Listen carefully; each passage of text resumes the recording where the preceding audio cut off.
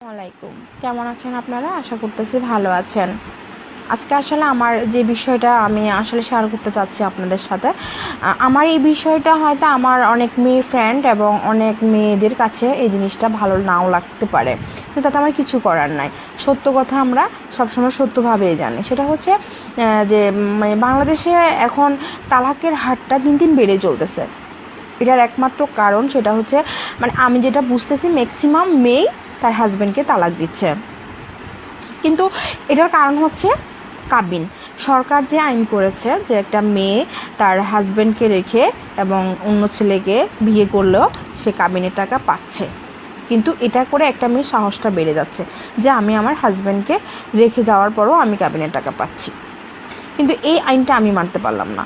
আপনাদের যুক্তিকতা কি বন্ধুরা, সেটা একটু জানাবেন। আরেকটা কথা হচ্ছে যে মানে মেয়েরা ভাবতেছে যে যে আমি তো আমার হাজব্যান্ডকে রেখে অন্য ছেলের সাথে পালাই যাচ্ছি, আমার হাজব্যান্ডের প্রথম হাজব্যান্ডের আমার এখানে 10 লাখ টাকা কাবিন, নেক্সট হাজব্যান্ডের কাছে গিয়ে আমি 15-16 লক্ষ টাকা কাবিন পাবো।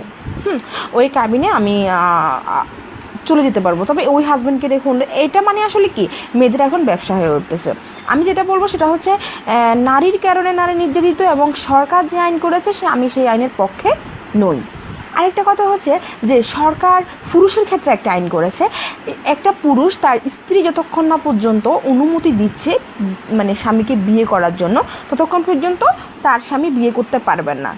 সাপোজ তার স্বামী যদি তাকে রেখেও তাকে তালাক না দিয়ে, একজন স্ত্রীকে যদি তালাক না দিয়ে আবার বিয়ে করে, তাহলে সে স্বামী একটা অপরাধ করে এবং সে সাজা পায়। তাহলে ঠিক সেম সাদাটা একটা মেয়ে কেন পেতে পারে না? তার স্বামীকে রেখে সে অন্য একটা ছেলেকে বিয়ে করে ফেললো, তাতে এই মেয়েটার কোনো মানে এখানে কোনো আপনার প্রয়োজন হলো না। হ্যাঁ, কোনো তালাকের প্রয়োজন হলো না, মানে কাবিন চাইলো না যে তার আগের স্বামী তাকে ডিভোর্স দিয়েছি কিনা, আগের স্বামী থেকে সে অধিকার নিয়েছি কিনা। এমন তো হচ্ছে না, তাই বলে মেয়েরা দিন দিন প্রশ্রয় পাচ্ছে অ্যান্ড ছেলেরাও সেটার প্রশ্রয়ের ভাগিদার হচ্ছে। একটা মেয়ে তার স্বামীকে রেখে অন্য একটা ছেলের সাথে পরকীয়া করতেছে, কিন্তু দেখা যাচ্ছে যে ওই ছেলেরও ওয়াইফ আছে, কিন্তু এই মেয়েটা এটা চিন্তা করে না যে ওই ছেলের বউয়ের কী অবস্থা হবে। আসলে বন্ধুরা, আমি যেটা বলতে চাচ্ছি সেটা হচ্ছে আজকের বাজারে আমরা নারীর কারণে নারী নির্যাতিত।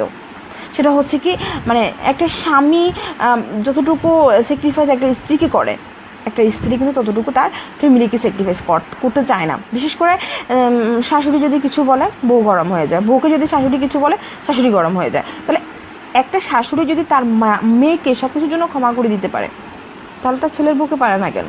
আর একটা ছেলের বউ যদি তার মাকে সব কিছুর জন্য ক্ষমা করে দিতে পারে, তাহলে শাশুড়িকে মেনে নিতে পারে না কেন?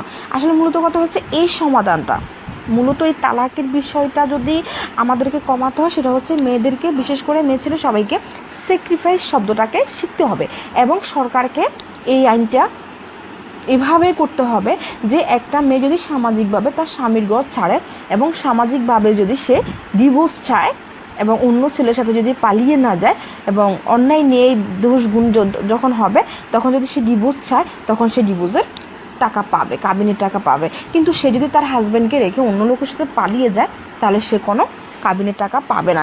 এই আইনটা যদি সরকার করে, আমার মনে হয় যে বাংলাদেশ থেকে তালাক শব্দটা আস্তে আস্তে কমে যাবে এবং সংসারগুলো সুখের হবে। বন্ধুরা, কেমন লাগছে আমি জানি না আমার এই কথাগুলো, তবে অনেকের হয়তো মনে কষ্ট যেতে পারে। আল্লাহ হাফিজ। আসসালামাইকুম, কেমন আছেন আপনারা? আশা করতেছি ভালো আছেন।